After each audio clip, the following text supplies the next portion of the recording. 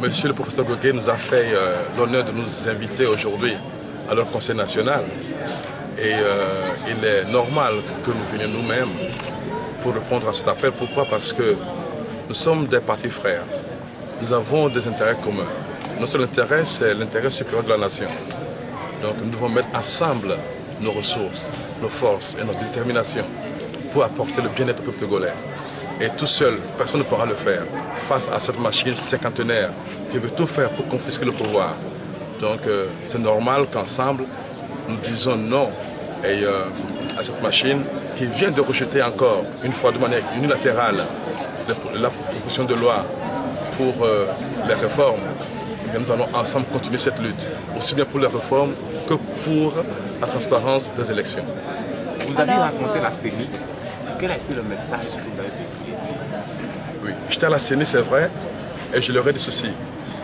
L'article 60 du Code électoral nous donne le droit d'avoir accès au fichier électoral à tous les partis politiques constitués.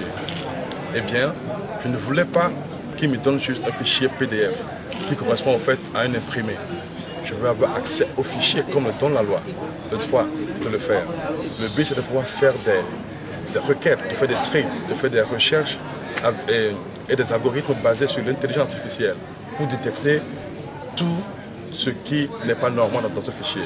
Que ce soit les doublons, que ce soit les personnes qui sont décédées mais qui sont encore là, que ce soit des étrangers, que ce soit les gens qui ont pu s'inscrire plusieurs fois.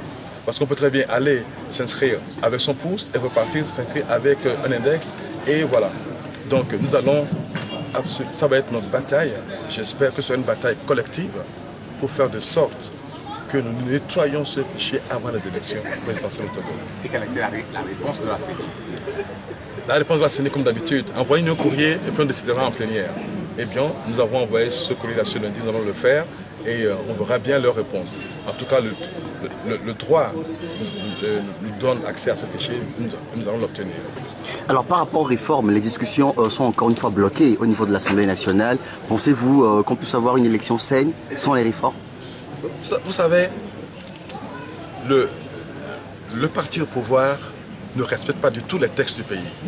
En principe, ce n'est que le parti qui a introduit le projet de loi qui peut l'enlever à tout moment. Sinon, tant qu'il n'est pas arrivé en plénière, on ne peut pas le faire. Aujourd'hui, le parti UNIR vient de le faire, c'est tout à fait illégal. Donc le combat n'est pas fini, nous devons continuer cette bataille pour faire de sorte qu'on fasse des réformes avant les élections. Et aussi ne pas oublier de combattre avec la même force, avec la même ténacité, avec la même audace, le fait d'avoir des élections totalement transparentes au Togo. Alors, à supposer qu'il n'y a pas les réformes, est-ce que le parti togolais sera présent aux élections? Nous allons faire de sorte que nous ayons ces réformes. Nous allons faire de sorte que les élections soient transparentes. Monsieur le Président, souffrez que je revienne sur le dossier de la CENI. Certains observateurs estiment que vous voulez piéger la base de données afin de rendre l'électorat favorable à votre parti. Qu'en dites-vous? Puisqu'ils estiment que vous avez vous-même déclaré avoir aidé le président Ibeka à gagner les élections au Mali. Mais écoutez, renseignez-vous avant de poser des questions. Okay? Et je n'ai pas travaillé avec la CENI au Mali.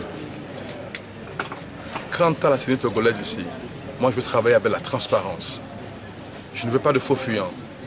S'ils ne veulent pas qu'on regarde ces fichiers, comme le droit, comme nous avons le droit de le faire, comme le texte nous donne le droit, eh bien nous allons nous battre pour avoir accès à ces fichiers-là et vérifier et le nettoyer.